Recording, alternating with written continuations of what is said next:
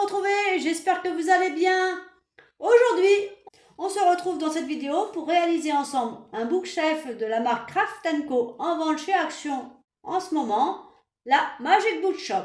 Voyons voir de suite ce qu'il y a dans ce kit. Comme toujours, le petit manuel qui contient l'inventaire, suivi du mode d'emploi en images. Pas à pas, il n'y a pas de texte. Facile à comprendre par tous. Nous avons ensuite toutes les feuilles de papier. Donc celles-là sont cartonnées. Elles vont servir pour les façades. Celle-ci aussi, elle est prédécoupée. Idem. Et là, nous avons du papier tout souple qui va nous servir à faire l'intérieur de notre bookshelf. Là, c'est du découpage et du découpage. Il n'y a pas de patron dans cette miniature.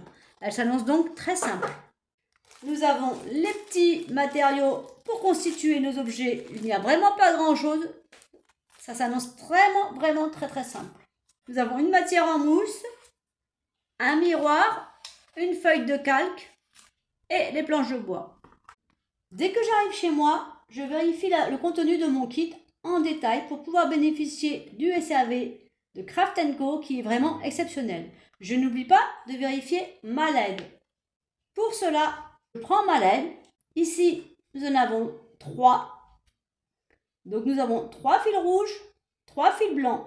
Je prends la pointe de mes 3 fils rouges au même niveau, la pointe de mes fils blancs au même niveau. J'insère ma pile entre. Rien ne se passe, je ne m'inquiète pas. Je retourne ma pile. Et là, elles sont allumées toutes les 3. Donc je sais que mes LED fonctionnent. Une fois l'inventaire et la vérification de ma LED faite, je peux entamer la réalisation de ma miniature. La première étape consiste à réaliser ces 3 livres. Pour cela, il nous faut des ciseaux, de la colle. Nous allons découper sur la planche 7 l'image 1, puis prendre dans la matière J1 un petit rectangle de 1 cm sur 1,5 et coller notre image sur notre J1. J'ai pris ma planche 7 et on y trouve bien l'image 7.1, 7.2, 7.3.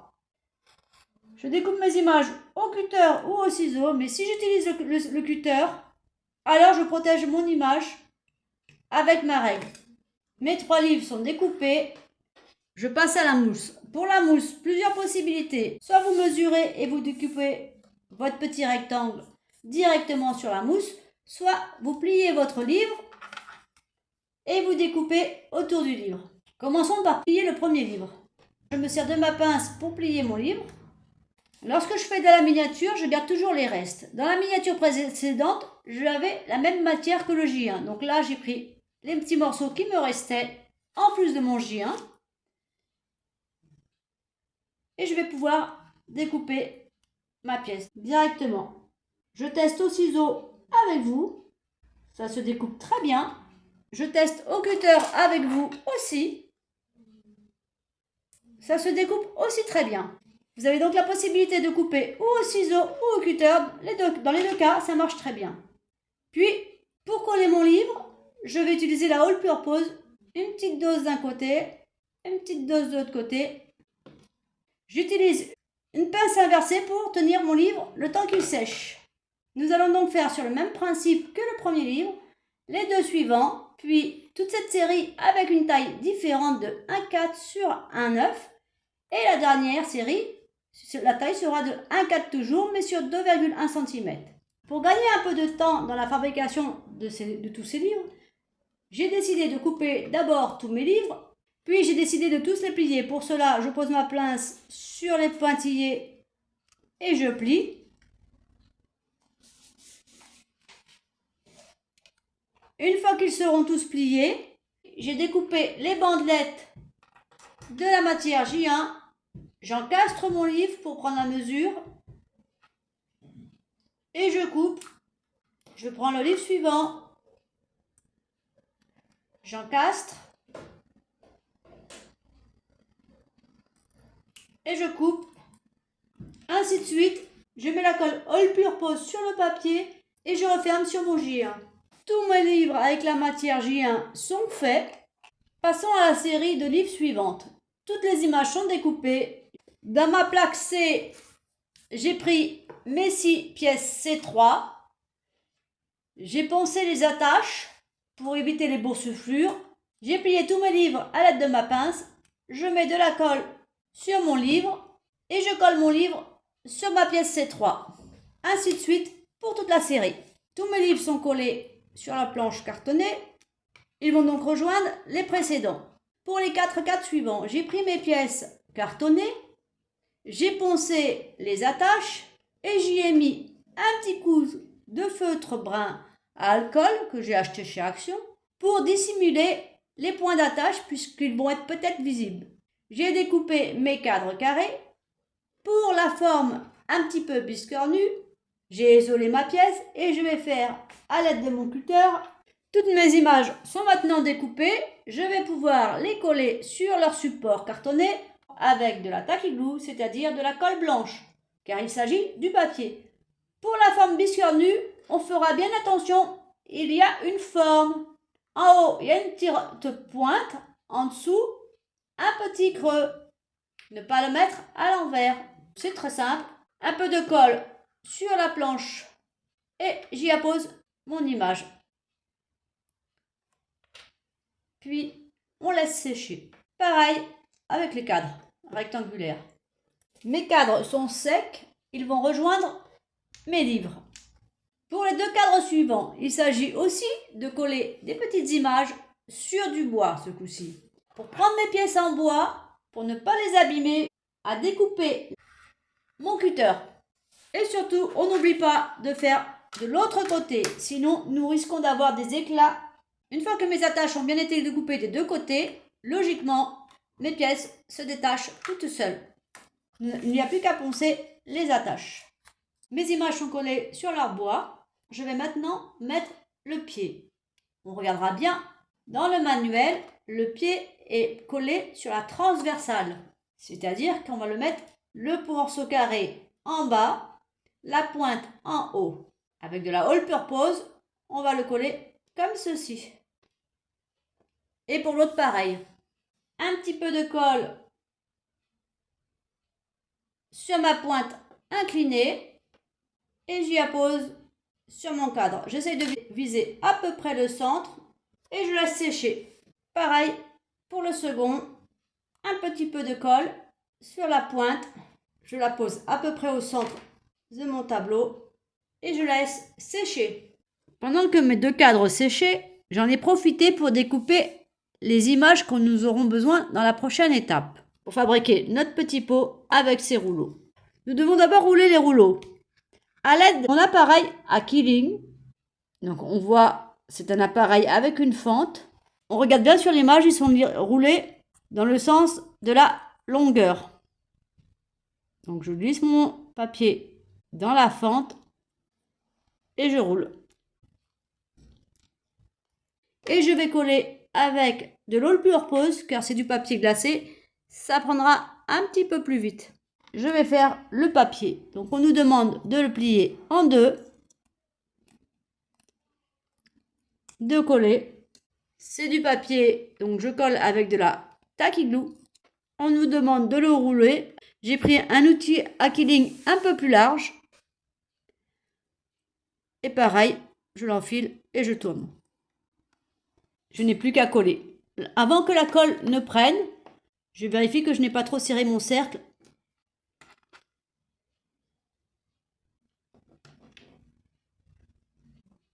Ma colle est sèche. Donc j'ai bien fait attention de bien mettre ici et le côté où on voyait le blanc à l'intérieur. Et sur le dessus, j'ai mis un petit coup de feutre pour enlever la démarcation blanche. Je vais maintenant coller le fond. Pour cela, un petit peu de colle sur le fond et j'y dépose mon pot. Je fais pareil avec les 2 autres. Je vérifie que mes 3 images rentrent bien dans mon pot. Ça rentre. Je peux donc y mettre de la colle. Donc là, je ne vais pas me poser de questions. Je remplis dans mon pot le fond de colle sur les bords et j'y dépose mes 3 images. Donc il en faut une qui déborde par rapport aux deux autres. Et pour assurer le tout, je mets un petit point de colle au milieu des 3 images. Donc les deux du bas. Et je relève le dernier pour qu'il soit un petit peu plus haut. Il n'y a plus qu'à laisser sécher. Pendant que mon pot à parchemin séchait, j'en ai profité pour rouler mes 3 parchemins et j'ai pris l'option de les coller avant de disposer la ficelle autour. Pour la ficelle, il suffit de faire un nœud. Rien de bien compliqué. Alors on nous dit de couper 10 cm, moi je couperai à la fin. Donc je fais mon nœud. Et pour ma boucle, je ne m'embête pas. Je mets un point de colle sur le nœud. Je fais ma boucle. Et au même endroit, je mets un peu de colle. Et je replie mon deuxième fil par-dessus. Je laisse un tout petit peu sécher. Et ensuite, je coupe avec le ciseau pour pas que ce soit trop long.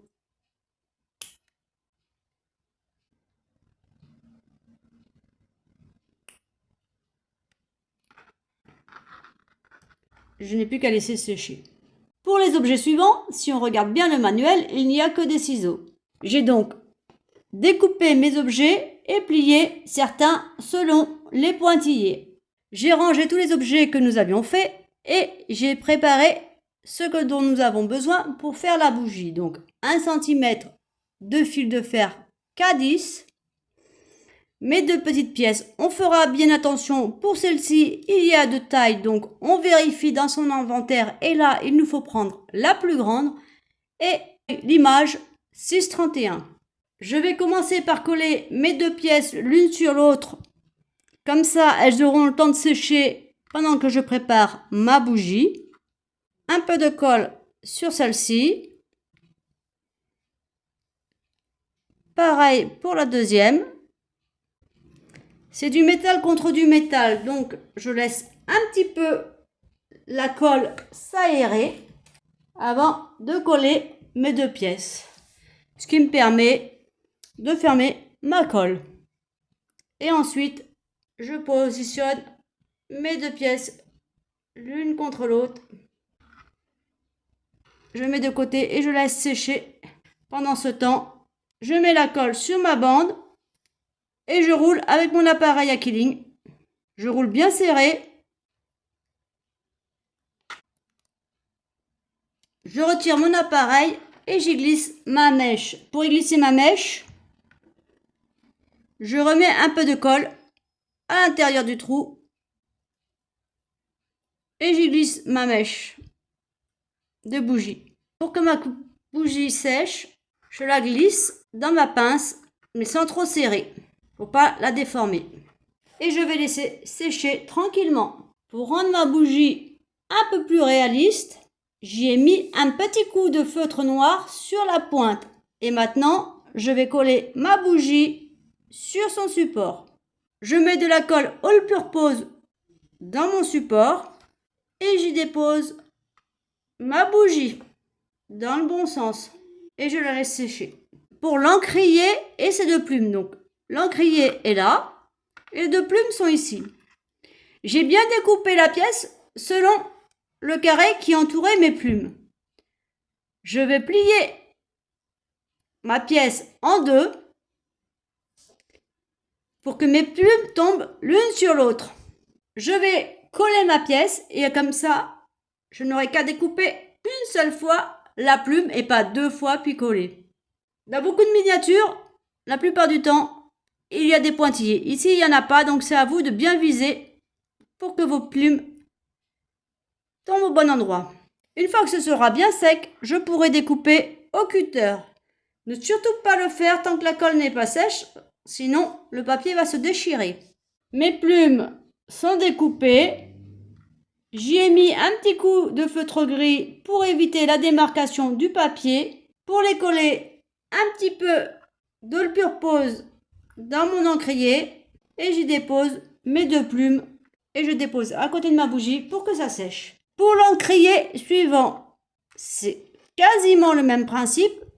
J'ai découpé selon le rectangle ma pièce, mais ce coup-ci, comme il va falloir y glisser du fil de fer, je ne l'ai pas collé pour la découper. Maintenant, je vais glisser mon fil de fer au bout et je vais coller ma petite plume. Donc pour ce faire, rien de plus simple, hein. Donc je sépare en deux ma plume avec mon cutter. Je mets ma colle bien au milieu de ma plume. C'est de la all purpose.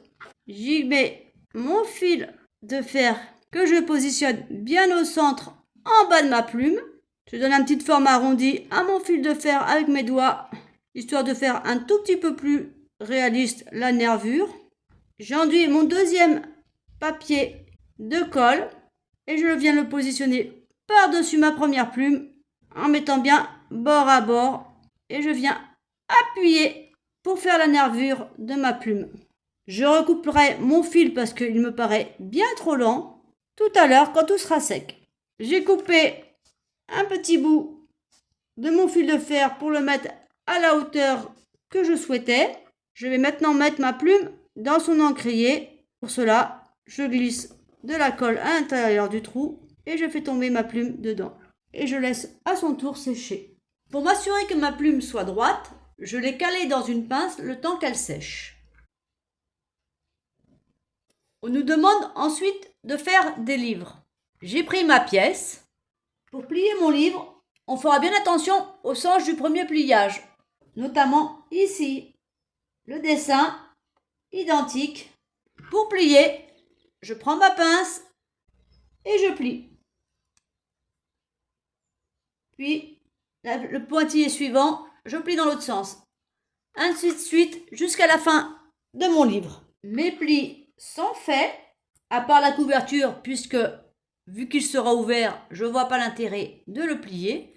Je vais donc, avec de la tacky glue, coller les pages. Un petit coup de colle entre chaque page.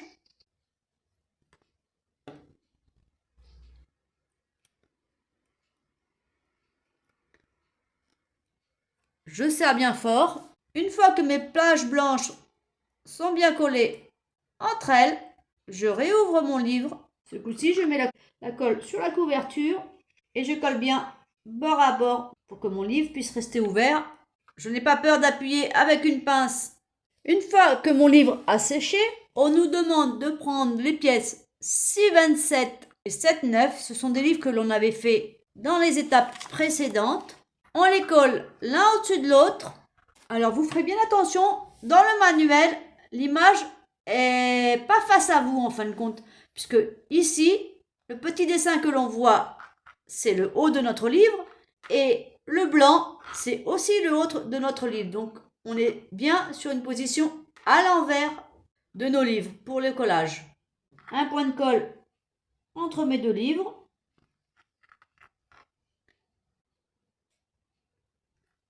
Un point de colle sur le deuxième livre pour fixer la couverture.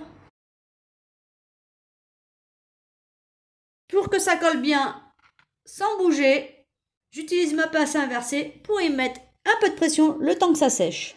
Pendant que mon premier lot de livres séchait, j'en ai profité pour faire sur le même principe les deux objets suivants. Il s'agissait de deux livres ouverts. Je vais préparer maintenant ma sculpture. J'ai pris ma pièce C6. Je vais découper au cutter mes deux pièces. Ça va être long, mais tout doucement, on va y arriver. J'ai découpé au cutter mes statuettes. Je vais les coller sur ma planche C6. Je mets bien de la colle sur le bord. Et je fais attention au sens. Je mets la colle de l'autre côté. Je laisse sécher. Quand ce sera sec, je mettrai un petit coup de feutre sur les bordures pour enlever un peu le blanc. Ma statue est faite. J'en ai profité pour faire toutes les pièces suivantes qui sont sur le même principe. On découpe une feuille de papier et on la colle sur son morceau de bois. Inutile de vous dire que pour découper toutes ces petites pièces, il ne faut pas être pressé. Il faut y aller petit à petit avec son cutter car ça demande beaucoup de précision. On fera bien attention, certaines ont un sens comme par exemple le sablier. Votre sable descend On n'a plus qu'à les laisser sécher. Nous attaquons le petit mobilier.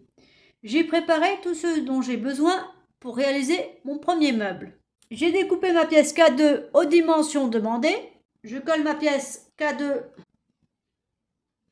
sur ma pièce de bois H9. Je la plaque bien. Je découpe le petit surplus. Pour coller ma H24, je fais attention, il y a un sens. Les petits dessins vont en haut, les grands en bas. Donc ma H24 viendra comme ceci. Avec de la All Purpose, je colle ma pièce. Et le temps qu'elle sèche, pour être sûr que ma planche soit d'équerre, je la cale avec d'autres morceaux de bois. De la même façon, je colle ma pièce H18 et H19 en faisant bien attention au sens de la pièce. Là où c'est écrit, forcément, ça va à l'intérieur. Et la petite encoche en haut. La première pièce est collée. Je la laisse sécher. Puis je collerai la deuxième. On peut laisser sécher. Notre meuble est terminé. Mon meuble est sec. J'y ai passé un coup de feutre pour enlever les démarcations des attaches. Pour choisir mon feutre, je mets un coup de feutre sur ma planche et je regarde si ça se voit beaucoup ou pas. Pour le meuble suivant, j'ai préparé mes pièces plus les livres que l'on avait fabriqués qui sont indiqués juste ici. Pour coller vos pièces, il y a un sens. Ici, vous avez l'encoche pour venir coller votre pièce H5 dedans. Je mets la colle sur ma pièce H7 et je viens plaquer la pièce H5 dessus. Je laisse un peu sécher. Je prends la décision de se coller d'abord ma deuxième partie avant de positionner ma H4 pour être sûr de l'orienter de façon cohérente. Et je fais attention de mettre mes deux pièces dans le même sens. Je laisse sécher, puis je colle ma pièce H4.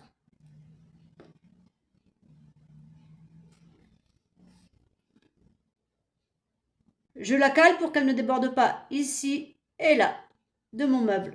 Quand tout sera sec, il ne me restera plus qu'à positionner mes livres à l'intérieur.